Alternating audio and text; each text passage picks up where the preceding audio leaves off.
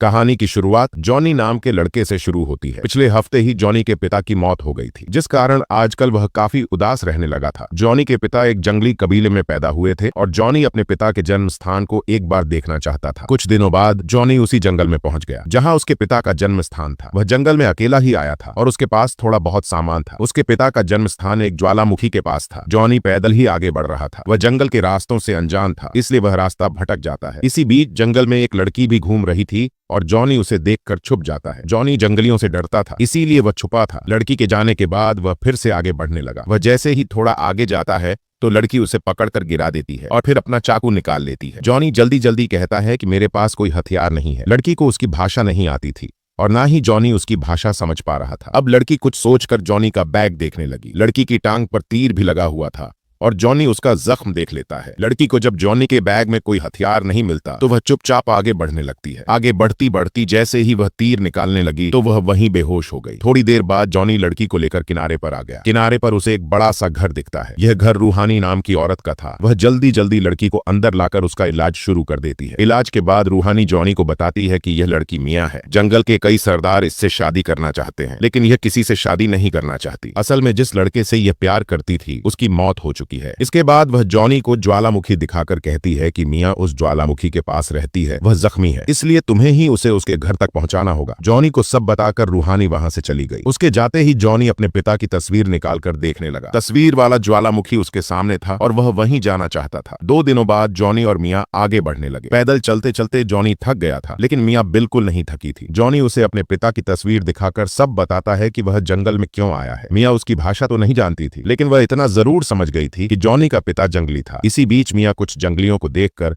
सतर्क हो जाती है। इसके बाद वह दोनों छुपकर आगे बढ़ने लगे थे। मियाँ जंगल के सभी रास्ते अच्छी तरह जानती थी, जिस कारण वह तेजी से आगे बढ़ रही थी, जबकि जॉनी का ध्यान मियाँ के पहाड़ जैसे संतरों और कमरे जैसे कमर पर जा रहा था। मियाँ का बदन देखकर वह गर्म होने लगा था, लेकिन उसे मियाँ से डर भी लग रहा था, इसलिए वह कुछ कर नहीं सकता था। जल्दी ही दोनों समुद्र के किनारे पर भी पहुंच गए। किनारे पर एक बोट खड़ी थी और दोनों उसमें बैठकर ज्वालामुखी की तरफ बढ़ने लगते हैं। इसी बीच उन्हें एक टापू पर एक बड़ा सा शैतान नजर आता है। इतना बड़ा शैतान देखकर जॉनी की फट गई थी। शैतान ने भी इन दोनों को देख लिया था और वह उन्हें पकड़ने की कोशिश करने लगा। मियाँ जानती थी कि शैतान को कैसे चकमा देना है, इसलिए वह बिल्कुल शांत थी। दोनों ने बोट की रफ्तार बढ़ा ली थी ताकि शैतान से दूर जा सके। इसी बीच बोट का इंजन खराब हो जाता है, जिसके बाद मियाँ पहले जॉनी को पानी में फेंके और फिर खुद भी पानी में कूद जाती है। जॉनी को तैरना नहीं आता था, इसलिए मियाँ जल्दी जल्दी उसे पानी से निकालकर टापू पर ले आती है। शैतान अभी भी दोनों को ढूंढ रहा था और ये दोनों एक बड़े से पत्थर के पीछे थे। शैतान को जब वह दोनों कहीं नजर नहीं आते तो वह वहां से चला जाता है। शैतान के जाते ही मियाँ जॉनी को होश में लाने की कोशिश करने लगी, मगर उसकी काफी कोशिशों के बाद भी जॉनी को होश नहीं आता। एक बार तो मियाँ का दिल किया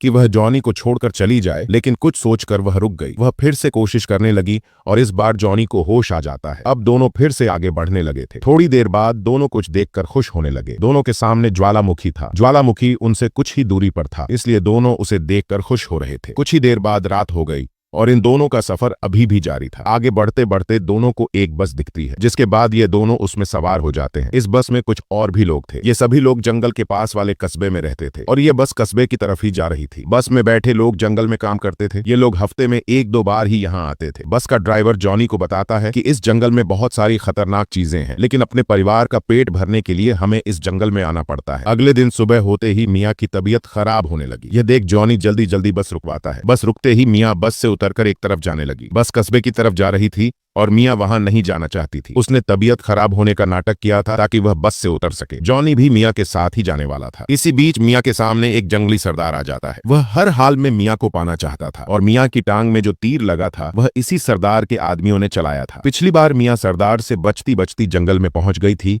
और वहीं उसकी मुलाकात जॉनी से हुई थी। सरदार मियाँ को पकड़ने की कोशिश करता है, लेकिन मियाँ भागकर बस में आ जाती है। जॉनी सरदार को रोकने की कोशिश करने लगा, जिसके बाद उन दोनों में लड़ाई शुरू हो गई। सरदार काफी तगड़ा आदमी था। वह जॉनी पर कई हमले करके उसकी हालत खराब कर देता है, मगर जॉनी भी हार मानने वालों में से नहीं था। सारा मौका देखकर सरदार पर हमला करता है, जिसके बाद वह मियाँ को लेकर वहां से भाग जाता है। यह दोनों भागते भागते रेल की पटरी पर पहुंच गए थे और फिर छोटी सी गाड़ी में बैठकर वहां से भाग जाते हैं। सरदार और उसके आदमी दोनों को पकड़ने की कोशिश तो बहुत करते हैं, लेकिन सफल नहीं हो पाते। रात को मियाँ और जॉनी एक जगह रुककर आराम करने लगे। जॉनी मियाँ की खूबसूरती की खुलकर तारीफ करता है। वह उसका दिल जीतकर अपना पानी निकालना चाहता था। वह जैसे ही मियाँ के करीब जाने की कोशिश करता है तो मियाँ उसे नजरअंदाज कर देती है। जॉनी समझ गया था कि मियाँ को पाना आसान नहीं, इसलिए वह उदास हो जाता है। सरदार के आदमी भी उनके पास ही थे। जल्दी ही वह इन दोनों के पास पहुंचकर इन्हें घेर लेते हैं। सरदार घुटनों पर बैठकर मियाँ से प्यार की भीख मांगने लगा। वह मियाँ से शादी करना चाहता था। सरदार का प्यार भरा अंदाज देखकर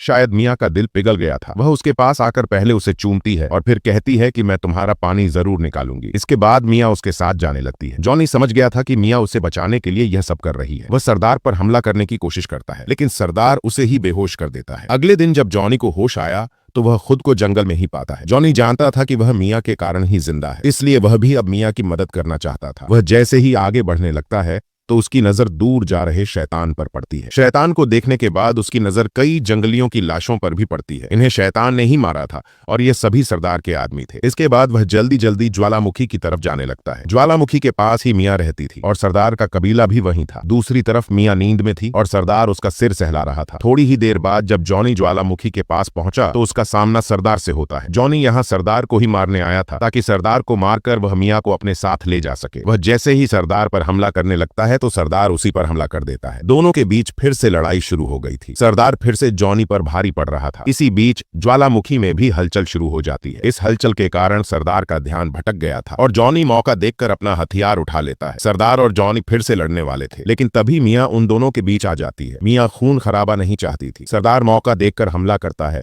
और उसे देखकर जॉनी भी हमला करता है, मगर दोनों के बीच मियाँ थी और दोनों के हथियार मियाँ को लगते हैं। मियाँ की हालत देखकर जॉनी बेहद डर गया था। वह सरदार से मदद मांगता है, लेकिन सरदार उसकी मदद करने से साफ साफ मना कर देता है। जॉनी हर हाल में मियाँ को बचाना चाहता था। वह मियाँ से प्यार करने लगा था और अब वह भी उससे शादी करना चाहता था, मगर मियाँ उसे चूम कर हमेशा हमेशा के लिए अपनी आंखें बंद कर लेती हैं। दरअसल मियाँ भी जॉनी से प्यार करने लगी थी। वह जॉनी को बचाने के लिए ही सरदार के साथ गई थी और जॉनी को बचाते बचाते ही मारी गई। इसी के साथ इस कहानी का यही अंत हो जाता है। हमारी वीडियो देखने के लिए बहुत बहुत धन्यवाद।